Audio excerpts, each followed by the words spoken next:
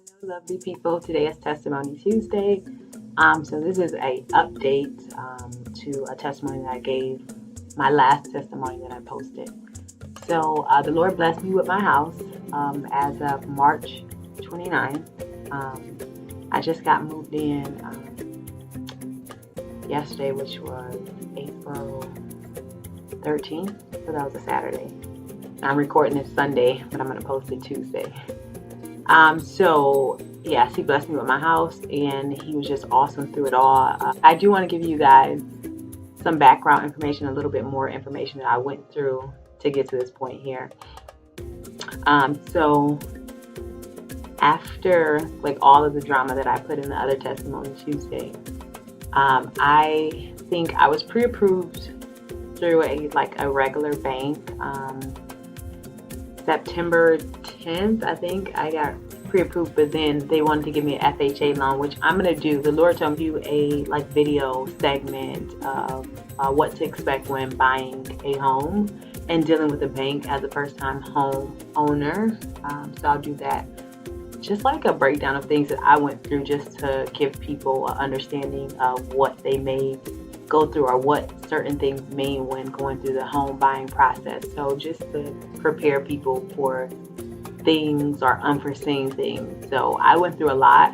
So I have I guess a lot of information to help just in case, or what to expect when buying a house for a first-time homeowner and going through the bank. So I got pre-approved in September, and the pre-approval was good for 90 days. And during that 90 days, I found this home that I bought, but nevertheless, I had a few hiccups after that. So December, we went into contract for the home, and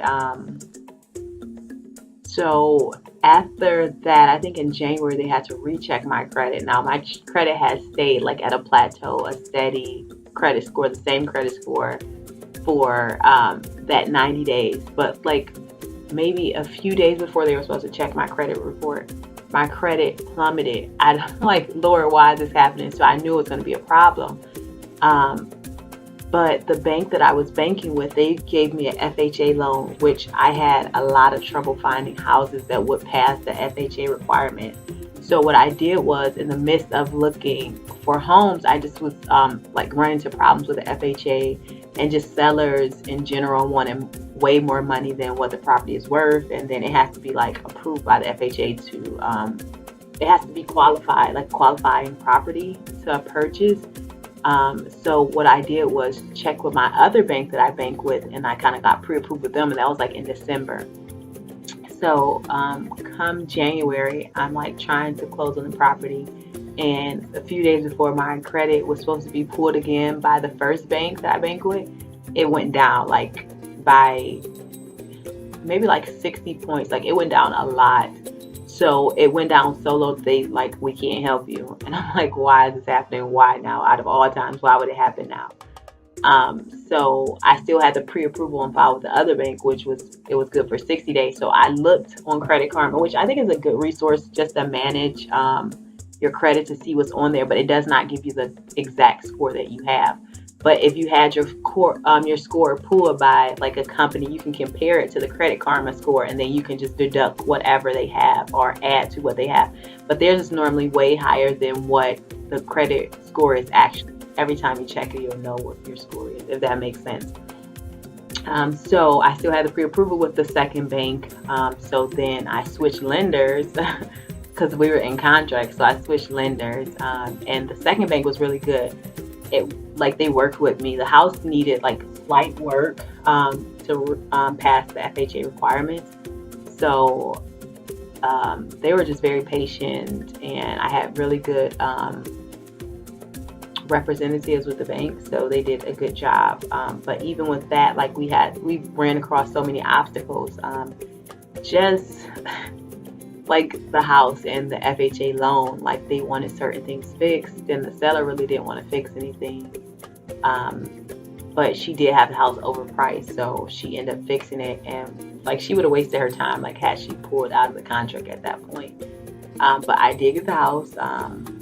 I did have hiccups along the way in the final countdown, but one thing the Lord reminded me of is what he promised me. He promised me a property. And then it was more than just like the physical aspect of having a property. It was more spiritual because just growing up, like me and my brothers and sisters, my mom was like a single parent. She had 5 children total, and she was struggling. Like, and we were like very,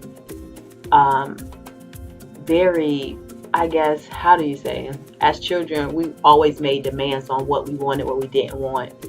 So very high maintenance, so to speak. So when my mom will buy or rent houses, she'll have to get like all of us our own room, which a 5-bedroom or 6 bedrooms is expensive. So she would do things like that. We'll probably get a 5-bedroom and one of us would end up sharing rooms. But nevertheless, she like worked very hard to try to meet our needs, and we were very demanding. So we would face eviction after eviction as children, like so many evictions, like it was crazy. So as children, you tend to blame the parent, right? Because they're the adult. Why are we going through this, right? But the Lord just showed me like it was a stronghold, just a financial stronghold over the family. Just things like that need to be broken. So in the time of me I just kept asking the Lord, why is my battle so hard just to find a house? Like, why is it so hard?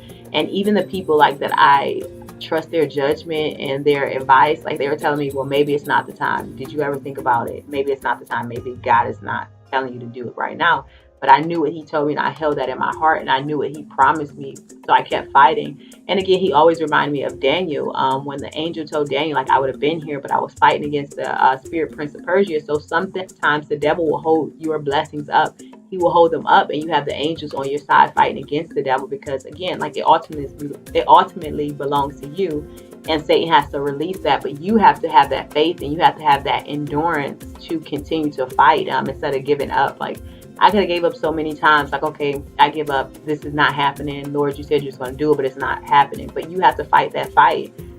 People are quick to give up, but it's not worth it. Like, if you know, and that's how it was. I knew that the Lord had promised me this, and he told me why, that it was greater than me just possessing a property. It was greater than that. It was breaking family strongholds, which that perpetual cycle of evictions has been broken and is going to be broken. So just things like that, like sometimes it may seem so hard, but sometimes you're truly breaking strongholds that's been on your family for years. So that's one thing that the Lord told me. And it's so funny, like the Lord is so amazing, because literally, I think March 29th, which is like a few days before April, like literally last year, 2018, I was moving out of my apartment, which I had a lot of drama with at the end. If you look at the Testimony Tuesday before this one, I moved out of that apartment April 1st, 2018. So Lord is so amazing, because literally it was almost like a year from the date when I had to move from that place that he opened up the door for this, or that my blessing was released to me. So I did just want to share that Testimony Tuesday. Hope you guys are encouraged by these things, because again, like things are not going to be easy in Christ, but they're going to you're going to prevail if you continue to fight, and continue to trust in God and continue to have faith. Like, we give up so easily, people. Like, it's so bizarre how easily we give up just because we have battles. And on top of the location that the Lord placed me to move in, it just was amazing, because this year they started a grant program. If you live in the house, if you live in the city, they give you up to like $55,000 towards your student loan. So it's kind of like loan forgiveness if you live in the house. So it's just like, and I'm a student, active student, and I still have a ways to go, but I still have student loans.